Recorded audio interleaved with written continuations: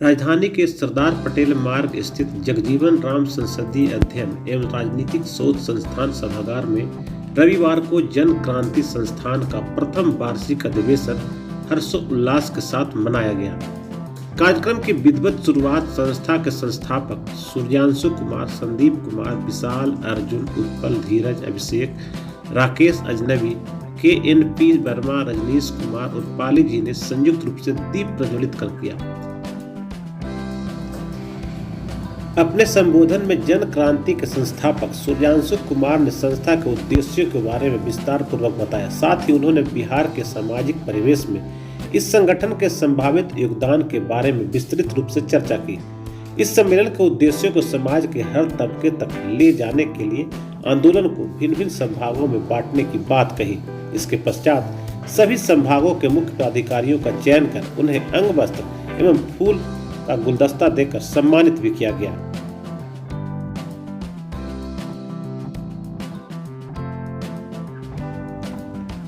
कार्यक्रम में विभिन्न क्षेत्रों से आए सदस्यों ने अपनी अभिव्यक्तियों से संगठन के अच्छे भविष्य की कामना की।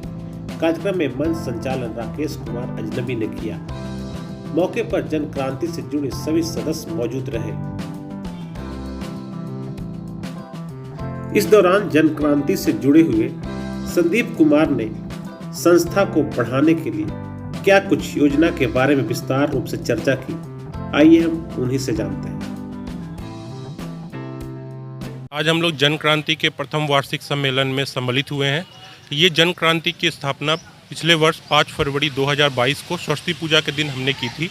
उस समय हमने एक छोटा सा व्हाट्सएप ग्रुप का फॉर्मेशन किया था। उस व्हाट्सएप ग्रुप के फॉर्मेशन के बाद आज 1 वर्ष पूरे होने के बाद हमने एक सामाजिक संगठन के तौर पे इसे स्थापित किया है और उसी के उपलक्ष्य में हमने जगजीवन राम अनुसंधान संस्था पटना में एक छोटा सा कार्यक्रम आयोजित किया है। उसमें हमारे सारे एक सोच के, एक विचारधारा के लोगों को हमने एक साथ एक मंच पे लाने का काम किया है ताकि इसके एवज से हम लोग समाज को एक नई दिशा प्रदान कर सके। अगर हम जन क्रांति की बात करें तो जन क्रांति एक ऐसा टर्म है जैसे कि अगर हम किसी भी चीज़ में क्रांति की बात अगर करते हैं तो क्रांति का ये मतलब नहीं होता है कि हमें हथियार चलाने हैं, हमें गोलियां चलानी है। क्रांति का ये मतलब होता है कि हमें एक नई सोच प्रदान करनी है समाज को।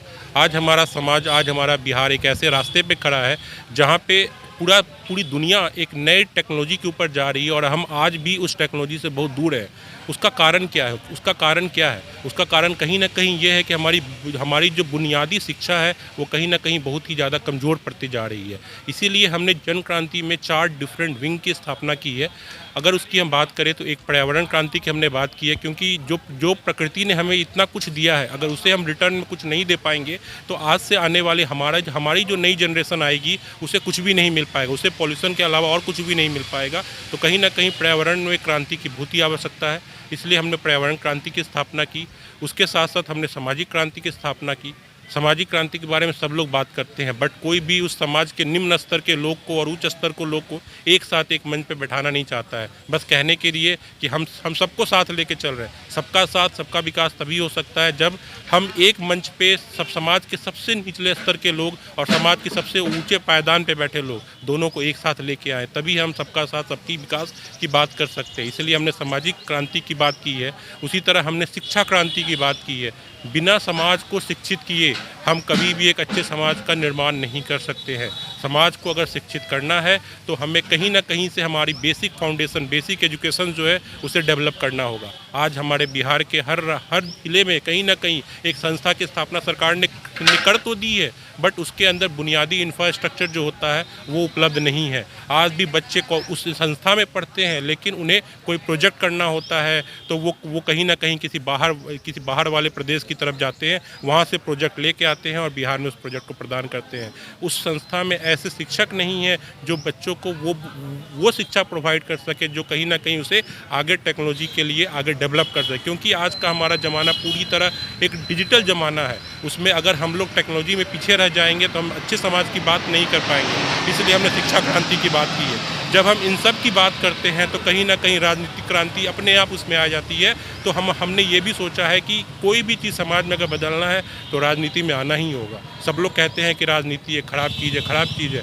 अगर सब लोग कहेंगे खराबी है तो कौन इसमें आएगा? फिर वही होगा जो पहले से करते आ रहे हैं, उन्हीं का एज करता ही जाएगा और हम बस कमा के उन्हें देते ही जाएंगे और समाज में कुछ बदलाव नहीं आएगा। तो कहीं ना कहीं राजनीति में हमें उतरना होगा, इसलिए हम राजनीतिक क्रांति की ही बात करते हैं।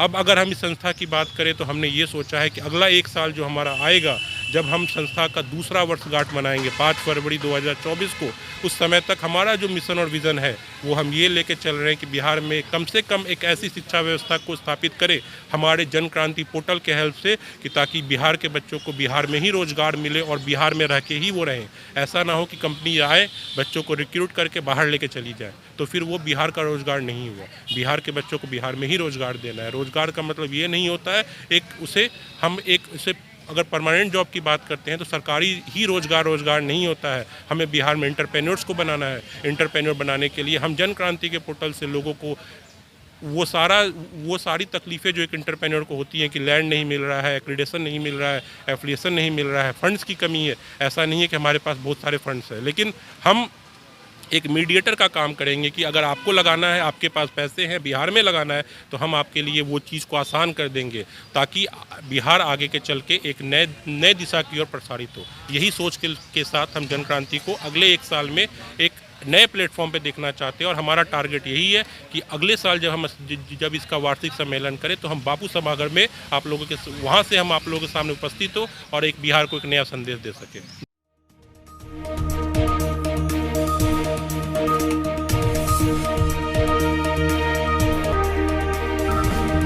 अगर आपको ये खबर अच्छी लगी तो चैनल को सब्सक्राइब करना नहीं भूलें और बेल आइकन जरूर दबाएं।